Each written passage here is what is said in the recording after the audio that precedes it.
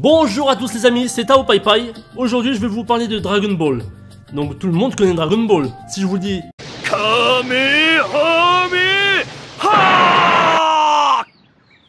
alors vous avez vu, on connaît tous Dragon Ball. C'est quelque chose dont on a toujours rêvé de faire, mais qu'on n'a jamais réussi à faire. Comment Dragon Ball a vu le jour? Donc en parcourant le net, j'ai trouvé certains témoignages assez rares sur les coulisses du célèbre manga Dragon Ball, qui provenait du chef de revue, donc qui travaillait pour le Weekly Shonen Jump. Donc faut savoir que le Weekly Shonen Jump est un magazine hebdomadaire et très populaire au Japon, notamment connu pour avoir publié plusieurs mangas, plusieurs shonen comme One Piece, Naruto, Bleach et entre autres Dragon Ball. Faut savoir que le Weekly Jump contient de nombreux titres de mangas populaires avec des chapitres inédits et des pages en couleur. Et une fois par semaine au Japon, si votre manga fait partie du meilleur classement des fans, il se retrouvera certainement en couverture de page. En voici quelques exemples. Bref, ne nous écartons pas du sujet et essayons de comprendre aujourd'hui comment Dragon Ball a vu le jour.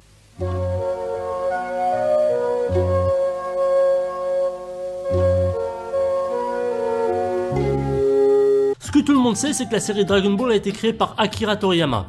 À ce moment-là, il avait seulement 29 ans et présentait sa 14e histoire. Dragon Ball apparaît pour la première fois aux yeux des Japonais dans le Weekly Shonen Jump en 84.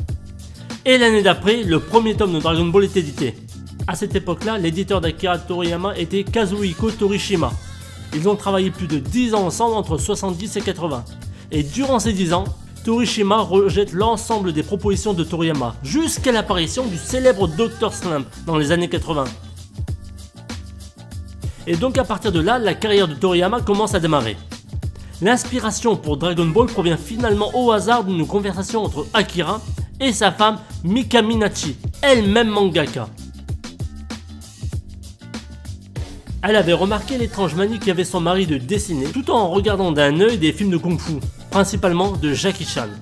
Ce qui l'a vraiment inspiré dans les films de Jackie Chan, c'est principalement le côté art martial. Suite à son succès grâce à Dr Slump, 4 ans plus tard, en 84, il se lance sur un premier essai méconnu de 13 pages, qu'on va appeler Dragon Boy, dans lequel on va retrouver toutes les bases de Dragon Ball. Le jeune héros, un mélange d'humour, des arts martiaux et du fantastique. Son éditeur lui suggère alors de s'inspirer du roman traditionnel chinois comme les pérégrinations vers l'ouest, plus connu sous le nom du roi singe. Le succès se relève encourageant, mais pas assez pour les fans, et le manga perd rapidement plusieurs places dans les classements des lecteurs.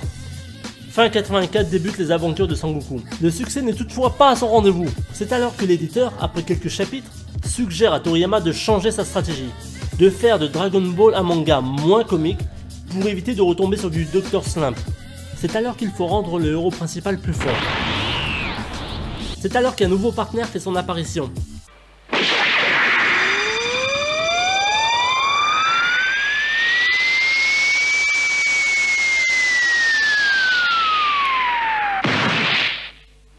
Krillin, qui va l'accompagner à travers des entraînements avec Tortue Géniale et des tournois d'arts martiaux. Et à partir de là, Sangoku deviendra bien plus fort étant donné qu'il aura un rival. Dès lors, le manga a remonté en flèche dans les classements. Afin de conserver une popularité du manga, il a été décidé que les nouveaux adversaires de Goku soient de plus en plus forts et de plus en plus méchants. Un exemple type, Piccolo. Tout ce que les adolescents japonais cherchaient. Pendant plus de 11 ans, le manga cesse d'impressionner les fans et continue d'être toujours en tête de classement. Il traverse les frontières et se fait connaître même à l'étranger. En 88, il fait son apparition en France dans l'émission matinale des jeunes. Vous vous rappelez de cette fameuse émission en présence de Jackie, Ariane, Dorothée? C'était l'époque des mangas. Mais malgré un succès considérable, Akira Toriyama ressent de la lassitude et souhaite quitter le navire. Son éditeur le pousse pour un dernier volet qui s'intitulera Dragon Ball Z. Le Z à la fin de Dragon Ball n'est pas anodin. Il était censé marquer l'évolution de la série et surtout de bien préciser comme quoi le Z est la dernière lettre de l'alphabet. Parce qu'après le Z, il n'y a plus rien, c'est ce que répond Akira, son éditeur. Selon Toriyama, Dragon Ball Z était censé être le dernier manga de cette fameuse série. Pour vraiment démarquer Dragon Ball de Dragon Ball Z, les bureaux du Weekly Shonen Jump ont fait appel au dessinateur des Chevaliers du Zodiaque pour rendre la série plus virile, moins comique et plus musclée. Voilà ce qui a permis aujourd'hui à Dragon Ball ainsi qu'à Dragon Ball Z d'être très populaire à travers le monde et surtout d'être aimé par ses fans. Aujourd'hui, on retrouve beaucoup de produits dérivés comme des jeux vidéo, des jeux de cartes, des tasses, etc. J'espère que vous aurez aimé cet épisode sur Dragon Ball. N'hésitez pas à mettre un pouce bleu et à vous abonner. Et comme dirait Sangoku, et hop là plat, et hop le plo, et hop le plo, et hop là là. Et hop le plo, et hop le plo, et hop le plo, et hop là.